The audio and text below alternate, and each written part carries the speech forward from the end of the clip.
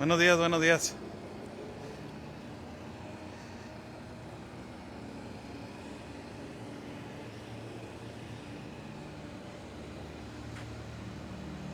How's everybody doing? Good morning to everybody. Wanted to do a quick video. I just let me flip the camera right here real quick.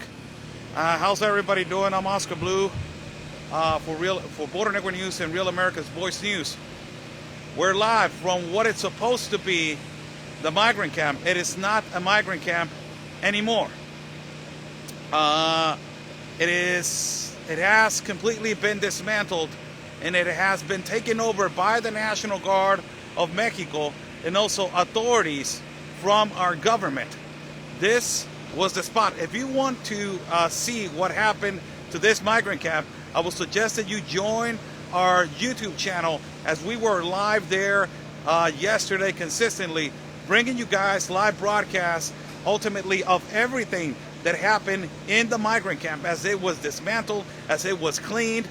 This migrant camp that it was here for more than a year, and that, you know, practically at one particular standpoint, it had more than 2,500 migrants inside of this place. One of the things that triggered the municipal government, and one of the things that absolutely triggered the mayor of Tijuana, was that there were, you know, the speculation, and it was not a speculation anymore, that it was distribution of narcotics inside of this migrant camp, and ultimately also the sexual harassment towards migrants, the American activists, which now the Mexican authorities, they know that they're the ones that they come and incentivize, and ultimately they proclaim and they do this ideology of building migrant camps. Now, this right here, as you see behind me, authorities, municipal authorities are already on the whole perimeter. They're watching the whole perimeter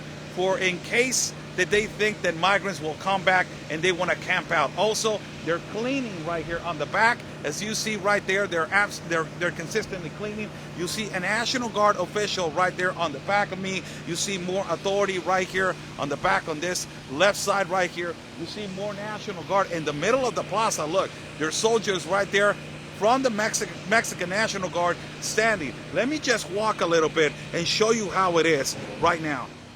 So the government of Baja California yesterday, this was a complete disaster. You see right now it is clean, and you see the National Guard officials right there standing guarding this place that is an international port of entry, which, you know, it has been closed before the migrant camp came because of the pandemic, because of COVID. It was closed, but ultimately now it is planning to be reopened. The government of Baja California is in talks with the government of the United States of America to reopen this port of entry. All these businesses that you see all the way to the back, you see a pharmacy, you see you see restaurants, you see a cafe, you see all these businesses that are all the way to the back that were closed because of this the influx of the migrant camp. It were greatly affected by this current situation. I just talked to one of the people that they were right here when I had an interview with one of the citizens when Miss Sarah Carter came over here. This was the house that me and Miss Sarah Carter from Fox News came over here and did an excellent interview with one of the residents that he has been living here all his life. We did an interview, an exclusive interview with him, and he was mentioning, and he was just telling us that basically, ultimately, they had a gigantic problem with insecurity issue. I just saw him right now and outside of the sidewalk, and he just told me, he just told me right now, he just told me they had a gun in the sidewalk hiding. Look how aggravated this was, that they had a gun. He just told me right now. He came out right now from his house, and he told me they had a gun on the sidewalk hiding underneath a rock. They also had, they had knives. There was an enormous insecurity on this particular place, and it was insecure for the migrants. It was not insecure, also not only for the population right here now that I ask him, how do you feel? How do you feel after this, being that it's not here anymore? And he says, just a single drop, a single coin that it drops on the street, I can hear it now. Now I don't hear noise. Now I don't hear screams. Now I don't hear, and he said right now, this citizen that lives right here in this community, he said, not all the migrants are bad, and not all the people. There was a lot of necessity, but a lot of them, they were, causing a lot of damage to the community, and also they were bringing insecurity towards the migrants and the children. So this that is being cleaned right here, and ultimately you see more authority right here all the way to the back. And also you see the National Guard right here standing in one particular point, let me flip the camera. At one particular point, the migrant camp grew all the way to the back right here. Grew all the way massively. These are parking spots that they are for Mexican governmental workers. And the migrant camp, as you see, let me just show you. As that was growing, but it grew to one point that they were taking these spaces right here. And it says exclusive parking lot for SAT employees. The SAT, it is the Customs and Border Agents of our state of Baja. You see also things right here from the migrants from the migrant camp. You see a little bit of residue, right? A little bit of clothing and trash. So they took all over, they took at one particular point, it grew so much that it grew all the way back here. But now, later on, the authorities said, hey, you know what, we cannot do this.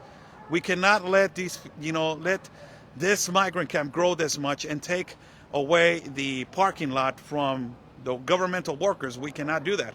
So this, inevitably caused an effect, and they gated the migrant camp, and now it is, it is closed.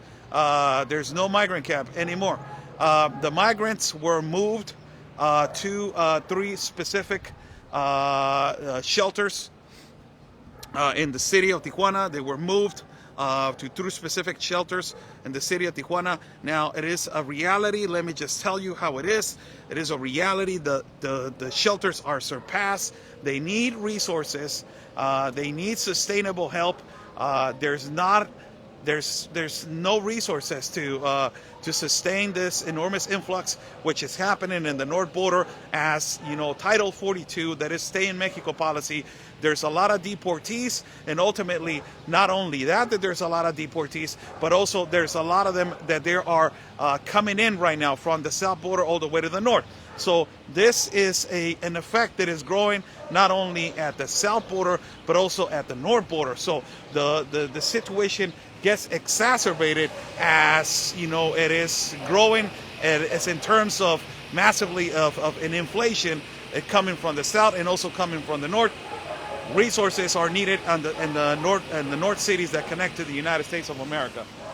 I just did a live. Go and watch Real America's Voice News, as we just did a live with the program with Terrence and Jessica, the great Terrence, and the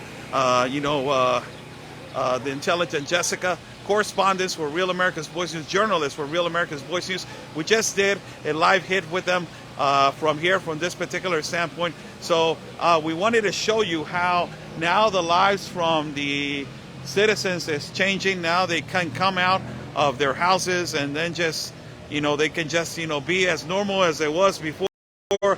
Sadly, this migrant camp, it was never a solution. It was never a good solution, knowing that this, it grew so much and it will last so much, people. That was the number one thing, that it lasts so much. We never knew that it was going to last almost a year.